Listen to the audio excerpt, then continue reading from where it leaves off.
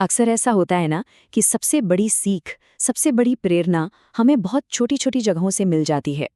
आज हम एक ऐसे ही छोटे से स्कूल की कहानी जानेंगे, एक ऐसी पहल के बारे में जिसका संदेश यकीन मानिए बहुत बड़ा और शक्तिशाली है। तो ये कहानी शुरू होती है उत्तर प्रदेश के रायबरेली जिले में एक गांव है पुराए। वहां के प्राइमरी स्कूल पूरे शिव बख्श सिंह में लगे इस एक हाथ से बने पोस्टर से। देखिए, ये सिर्फ कागज का एक टुकड़ा भर नहीं है। नहीं, ये तो एक पूरी कोशिश है, एक पूरे समुदाय को जगाने की, उन्हें प्रेरित करने की। अच्छा, तो इस पूरी प्रेरक कहानी में हम क्या-क्या देखने वाले हैं? सबसे पहले स्कूल के ग्रीन मिशन को समझेंगे, फिर गौरैया, पानी और उनके एक्शन प्लान पर बात करेंगे।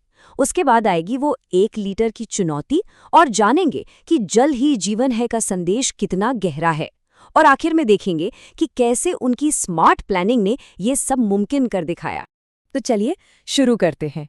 कहानी में थोड़ा और गहराई से उतरते हैं और सबसे पहले मिलते हैं उन लोगों से और जानते हैं उस जगह के बारे में जो इस पूरे बदलाव की नींव है। तो जैसा मैंने बताया, ये सब कुछ हो रहा है रायबरेली जिले के प्राइमरी स्कूल पूरे शिवबख्श सिंह में। और इस कहानी के जो असली हीरो हैं वो हैं वहाँ के स्टूडेंट्स, जिन्होंने इको क्लब बनाया है। यही इको क्लब पर्यावरण की देखभाल का पूरा बीड़ा उठा रहा है। और जाहिर है, हर अच्छी टीम के पीछे कुछ बेहतरीन लीडर्स भी होते हैं। यहाँ पर वो भूमिका निभा रहे हैं इको क्लब के इंचार्ज श्री शीलभद्र शेखर और स्कूल के हेडमास्टर श्री भगवती प्रसाद। यही वो लोग हैं जो इन बच्चों को गाइड कर रहे हैं और इस पूरे मिशन को एक दिशा दे रहे हैं। ठीक है, तो टीम से तो हम मिल लिए। अब सवाल ये है कि उन्होंने किया क्या, उनका प्लान क्या था। चलिए अब इको क्लब के मार्च एक्शन प्लान पर नजर डालते हैं, जो वाकई में काफी खास था। उनके मार्च के प्लान में 2 बहुत ही महत्वपूर्ण दिन थे। पहला 20 मार्च यानी गौरैया दिवस या वर्ल्ड स्पैरो डे, और ठीक उसके 2 दिन बाद 22 मार्च को विश्व जल दिवस यानी वर्ल्ड वाटर डे। तो आप देख सकते हैं उनकी योजना के 2 हिस्से थे जो अलग अलग लगते हैं पर असल में जुड़े हुए हैं। एक तरफ तो गौरैया को बचाने के लिए जागरूकता फैलाना, और दूसरी तरफ जो कि बहुत बहुत जरूरी है, पानी का संरक्षण करना। और बस यहीं से ये कहानी और भी ज्यादा दिलचस्प हो जाती है। अब हम बात करने वाले हैं उस चीज की जो इस पूरी मुहिम का दिल है, 1 लीटर की चुनौती। तो सवाल ये उठता है कि क्लब का असल मकसद क्या था, मतलब उनका गोल क्या था?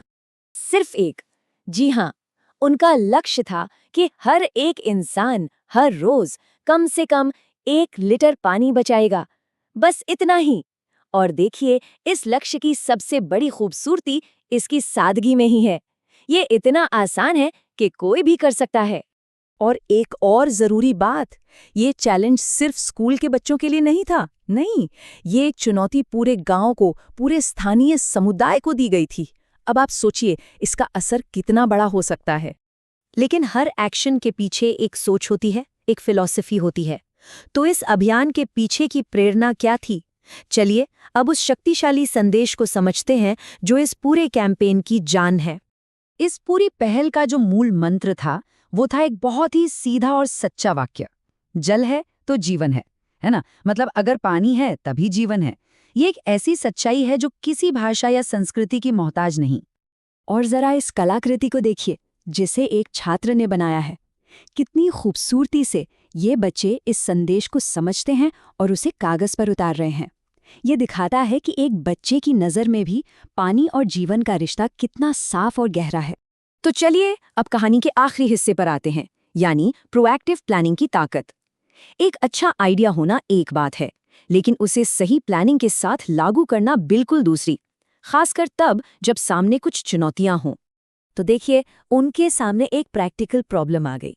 विश्व जल दिवस तो 22 मार्च को था, लेकिन उस दिन ईद उल फित्र और रविवार की वजह से स्कूल में छुट्टी थी। अब स्कूल ही बंद है तो बच्चों तक संदेश कैसे पहुंचाएंगे? तो उन्होंने क्या किया? समाधान बहुत ही सरल लेकिन असरदार था। उन्होंने फैसला किया कि संदेश को पहले ही एडवांस में ही सब तक पहुंचा दिया जाए। और इसके लिए उन्होंने एक पूरी रणनीति बनाई। सबसे पहले पानी को किफ़ायत से कैसे इस्तेमाल करें, इस पर जानकारी शेयर की। फिर स्कूल की जो प्रेयर असेंबली होती है उसके दौरान ये संदेश दिया, और इस बात को पक्का किया कि छुट्टी होने से पहले पानी बचाने का ये मैसेज हर एक छात्र तक अच्छे से पहुंच जाए। तो देखिए, इस छोटे से स्कूल की कहानी हमें यही सिखाती है कि छोटे छोटे कदम भी कितना बड़ा बदलाव ला सकते हैं।